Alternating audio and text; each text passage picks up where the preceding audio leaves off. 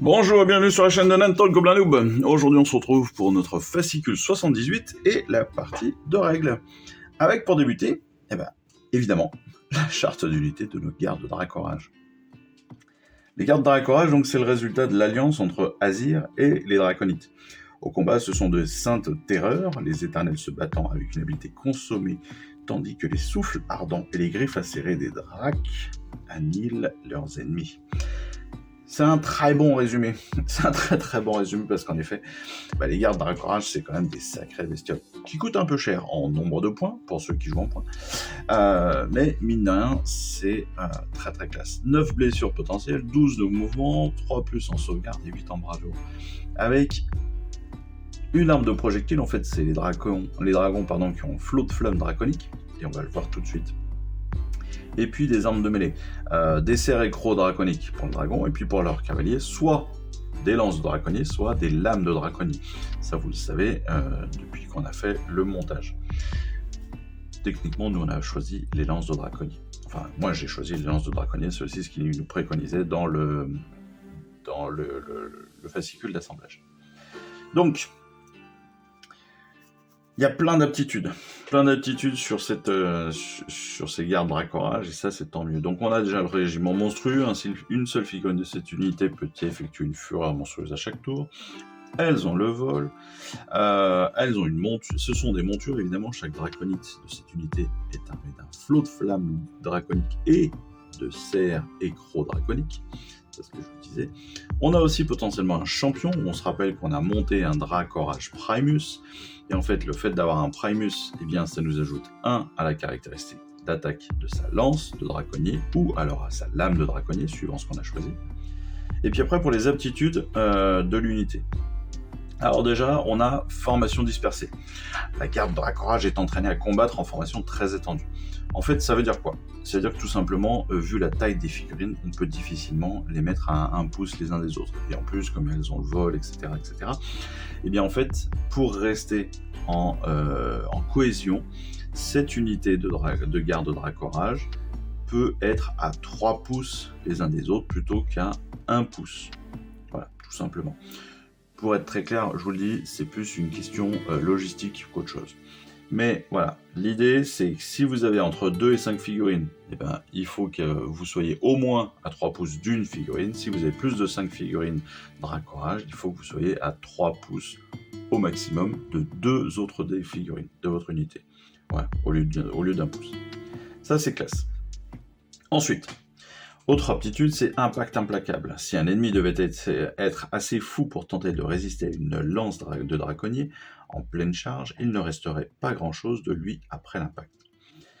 Donc, c'est pour les lances, pas pour les lames, c'est bien que pour les lances, mais en fait, les lances de draconnier de cette unité ont une caractéristique de perforation de -2 au lieu de -1, et une caractéristique de dégâts de -2 au lieu de 1, de 2 au lieu de 1, si cette unité a fait un mouvement de charge.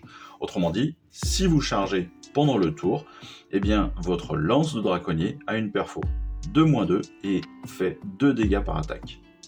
Ce qui peut faire beaucoup plus de dégâts, bien évidemment. Autre aptitude, c'est héritage ésotérique.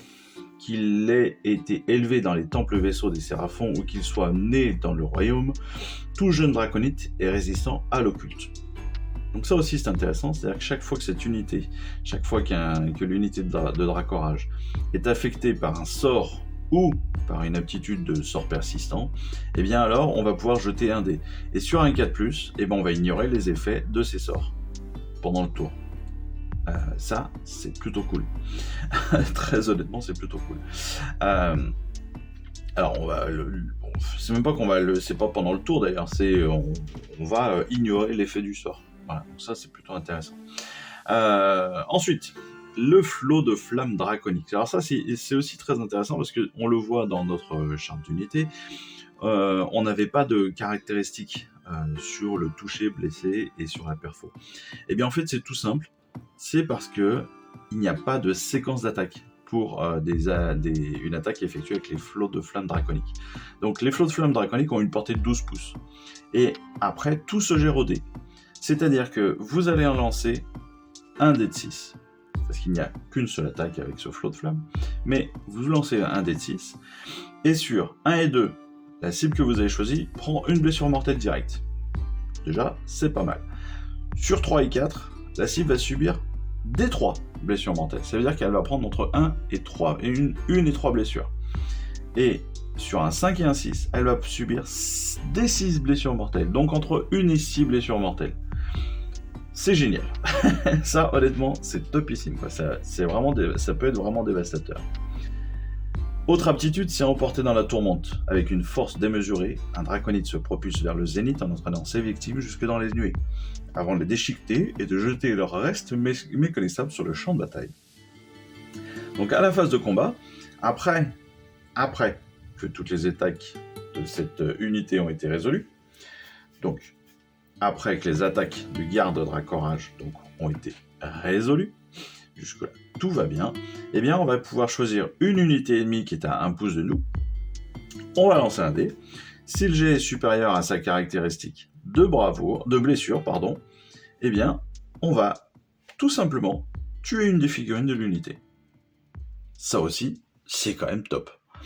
C'est-à-dire que non seulement vous avez une attaque à distance qui peut potentiellement amener 6 touches comme ça, d'un coup sans quasiment rien faire, entre 1 et 6 touches mortelles, mais en plus, après avoir fait toute votre phase de combat, vous allez pouvoir aussi potentiellement éliminer une figurine comme ça, si le jet de votre adversaire est inférieur à sa caractéristique de blessure. Donc ça c'est top aussi, franchement c'est top.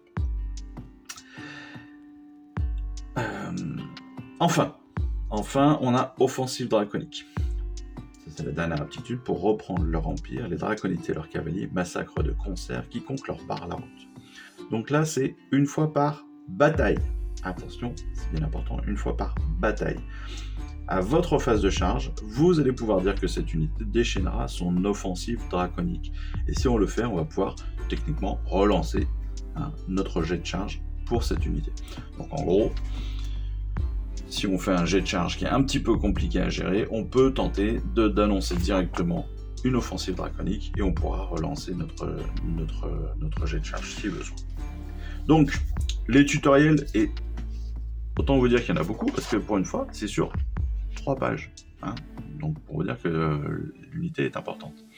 Donc, formation dispersée, on l'aura compris, une distance de 3 pouces entre nos socles est autorisée. Donc, d'au moins une figurine. Si votre unité comporte moins de 5 figurines, si elle comporte plus de 5 figurines, c'est 3 pouces au moins entre 2 figurines. D'au moins 2 figurines, pardon. Ensuite, l'impact impitoyable, donc c'est si vos gardes Dracorage chargent pendant ce tour, eh bien les lances de draconnier prennent une perfo de -2 et 2 dégâts. Ça, c'est plutôt très très cool.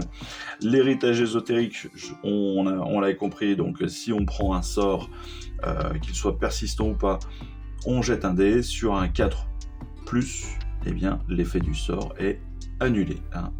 Il ne nous affecte pas. Le flot de flamme draconique, eh bien, c'est tout simplement comment se gère le flot de flamme, tout simplement.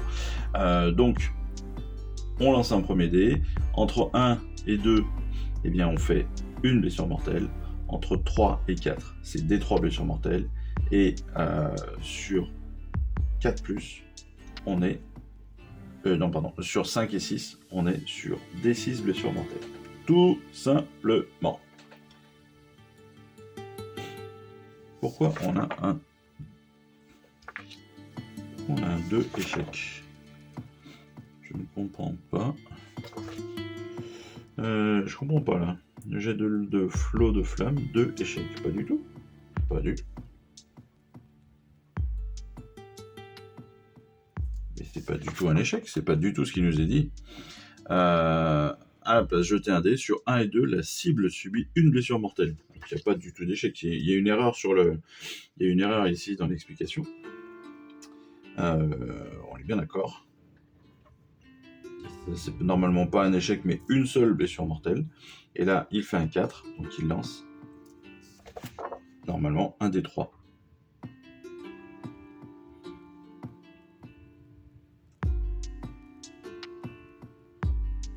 Pardon, parce que non, il a lancé un 5, donc il fait un D6 blessure mortelle, mais là, c'est pas un échec. Je sais pas pourquoi ils nous ont mis ça, ils se sont plantés. Il y a clairement une erreur dessus. Mais bon, peu importe. C'est pas très grave. Nous, on va prendre la charte d'unité. C'est vraiment ça le plus important. C'est pas forcément le tutoriel. Le tutoriel, on l'a compris. Mais clairement, là, il y a une erreur de frappe. Enfin, emporté dans la tourmente. Donc, on l'a compris. On a fini de combattre, techniquement. Et puis, une fois qu'on a fini de combattre, eh bien, en fait, nos dracorages mettent un coup d'aile, hein, tout bêtement. Et puis, on fait lancer le dé sur un jet de dé qui est donc supérieur à la caractéristique de blessure. Eh bien, on a une figurine qui est directement tuée. Très cool. Très cool. Ça, faut être bien d'accord là-dessus. Et enfin, c'est l'offensive draconique. Donc, si on a besoin de faire un jet de charge, eh bien, en annonçant l'offensive draconique, on a une relance possible de notre jet de charge. Tout bêtement. Voilà les caractéristiques de notre charte d'unité pour nos gardes dracorage, qui encore une fois sont une très belle unité. On passe au plan de bataille numéro 8 de notre campagne dernier carré. Donc ce plan de bataille numéro 8, c'est empoisonner les puits. Empoisonner le puits au pluriel, c'est assez étonnant. Empoisonner donc les puits, on va dire. Sinon il n'y a pas de S. Ou alors c'est empoisonner le puits sans S. C'est au choix, comme vous préférez. Voilà, que de fautes d'orthographe là, hein, et que de fautes de frappe. C'est la fin de la collection, c'est lâché. Donc, empoisonner le puits. Le nœud coulant continuait de se resserrer autour de la cité de Sigmar, alors que de nouvelles troupes de la destruction s'amassaient sur les terres environnantes. La ville était presque entièrement isolée, et les seuls contacts avec l'extérieur étaient les quelques patrouilles qui parvenaient à se faufiler à la faveur de la nuit. Seule la chance et la connaissance du terrain permettaient de faire entrer et sortir une poignée de soldats. À travers les royaumes, des alliés envoyaient toute l'aide disponible, mais la plupart des renforts n'étaient pas assez nombreux pour s'attaquer seuls à la horde d'Orc, et attendaient une contre-attaque des assiégés pour pouvoir se rallier à la cité. En Aqshy, une arrière-garde de l'armée de l'ordre se rendit compte qu'elle pouvait offrir une aide précieuse à la ville. À proximité se trouvait un puits enchanté contenant de l'eau aux vertus régénératrices. Cela permettrait aux Sigmarites de restaurer les troupes blessées au cours des combats. L'arrière-garde se mit alors en route, dans l'espoir de puiser autant d'eau qu'elle le pouvait et de l'apporter à la cité de Gur. Pendant ce temps, la Horde Verte avait ses propres plans.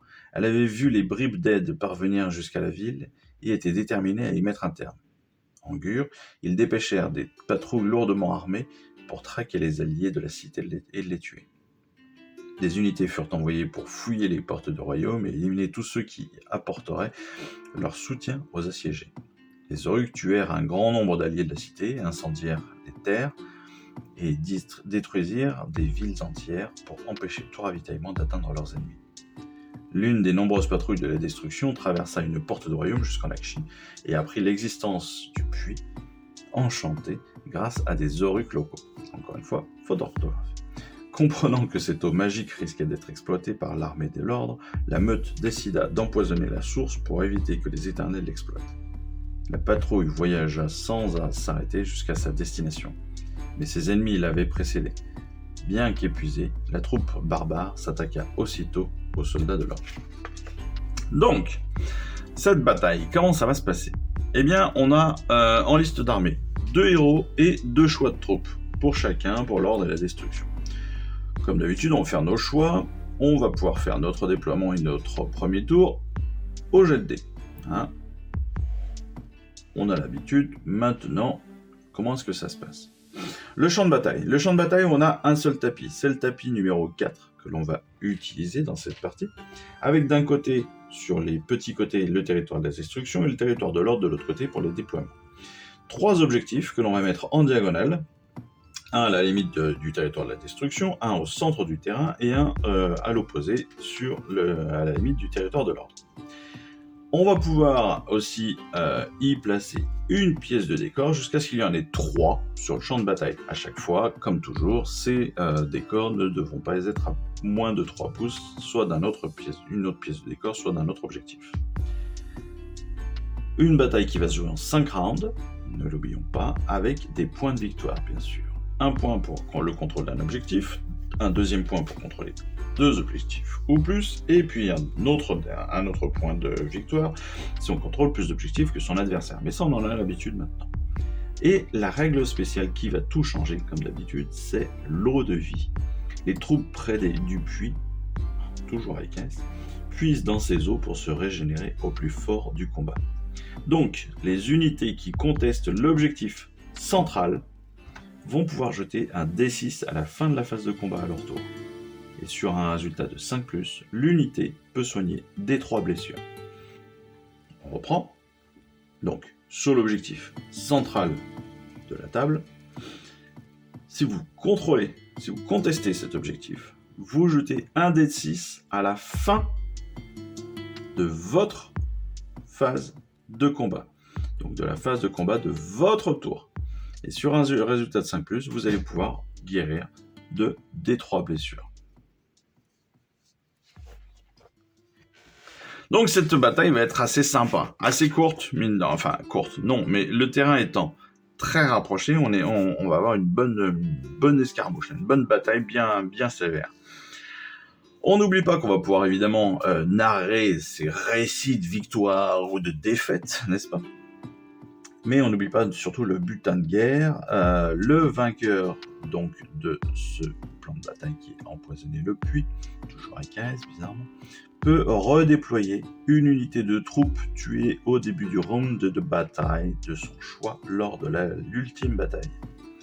Ça peut être ultra intéressant pour la bataille 80. Je le rappelle, le butin de guerre de cette campagne, c'est très simple. À chaque fin de partie, vous gagnez potentiellement un avantage sur la partie du fascicule 80. Et là, ce butin de guerre pour cette partie-là, c'est ultra intéressant parce que vous allez pouvoir redéployer une de vos unités disparues à n'importe quel au tour que vous souhaiterez si vous gagnez cette partie. C'est quand même top, quoi. C'est quand même top. Bon, j'espère que vous aurez bien compris la charte d'unité des gardes Dracorage, que celle-ci vous sera utile dans votre quête du puits enchanté, du puits, et donc pas de S à puits. Mais bon, peu importe. Et puis que cette bataille vous amusera aussi. En tout cas, je vous remercie encore d'avoir suivi cette vidéo. Je vous remercie évidemment de me suivre dans cette aventure. Il nous reste encore 2 numéros. Si vous découvrez la chaîne aujourd'hui, n'hésitez pas à vous y abonner et à redécouvrir malgré tout les anciennes vidéos qui ont couvert tous les fascicules depuis le début. Dont les premiums et aussi les figurines de découverte. Si vous êtes abonné et que vous commencez la collection, vous allez pouvoir savoir en avance ce que vous allez avoir dedans et si tout va vous intéresser ou si vous avez envie de revendre des choses. Et en tout cas, merci encore une fois à tous de vos commentaires ultra positifs. C'est un vrai plaisir d'y répondre et de vous lire. Et puis, j'ai plus qu'à vous dire qu'on se retrouve pour la prochaine vidéo du fascicule 79. Et puis, voilà, je vous souhaite une excellente fin de semaine. Je vous dis à très vite. Allez, ciao, bye bye. Je vous remercie d'avoir suivi cette vidéo. Si ça vous a plu, abonnez-vous, lâchez un petit like et un commentaire et suivez-moi sur Instagram où je poste régulièrement des photos de mes dernières réalisations et dernières peintures. Et puis comme il est maintenant de tradition sur la chaîne, je vous souhaite une excellente fin de journée et surtout, lisez bien, collectionnez bien, assemblez bien, peignez bien et jouez bien. Allez, je vous embrasse et puis je vous dis à très vite. Allez, ciao, bye bye.